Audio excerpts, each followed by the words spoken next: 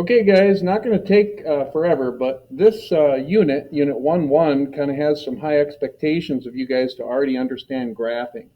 Mainly three graphs.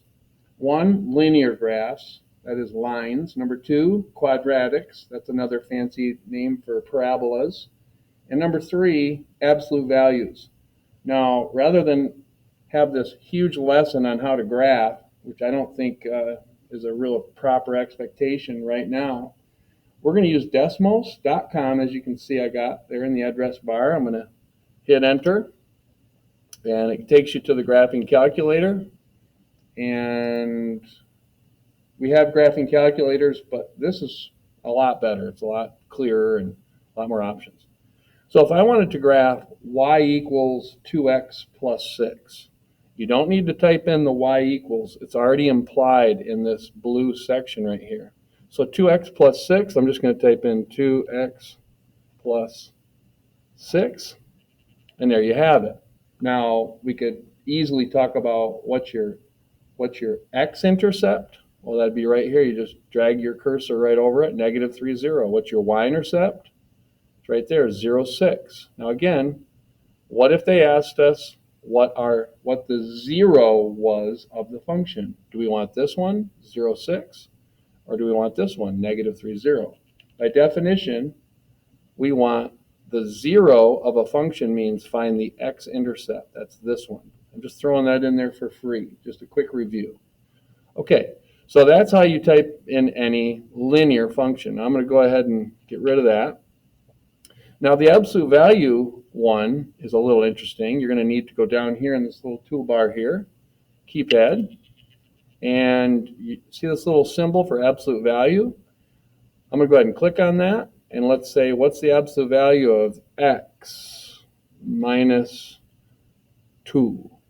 And then I'm going to finish it off, even though I don't need to, by clicking that, just so it finishes it off here. All right, so maybe I should have started with just the absolute value of x, just to get you started there. And so as you can see, remember something about absolute values. Whatever you plug in for x value, like even a -7, the absolute value of a -7 is 7. So if I plug in, this is y, remember y, that little squiggly line represents y equals. So if I put -7 in for x, I'm going to go 1, 2, 3, 4, 5, 6, 7. That's my -7 value for x. Notice what it gives me? 1, 2, 3, 4, 5, 6, 7 for y, because y equals +7, because the absolute value of a -7 is 7. So if I put -1 in for x, it's going to be 1 for y. If I put 1 in for x, it's going to be 1 for y. If I put 5 in for x, it's going to be 5 for y. Now it gets a little fancy when you start throwing in like -2's. Well, notice what that -2 did. It bumped the whole graph right to. You'll get used to this graphing stuff after we work with it a lot. But there, it's just to give you an idea of how to get these graphs so that you can talk about them. What's the x-intercept? Well, the x-intercept is 2, 0. What's the y-intercept? 0, 2. What is the 0 of this function? Well, by definition, that's my x-intercept, which is right there, 2, 0. All right, last thing I'm going to show you is a quadratic. And all that means is you square x.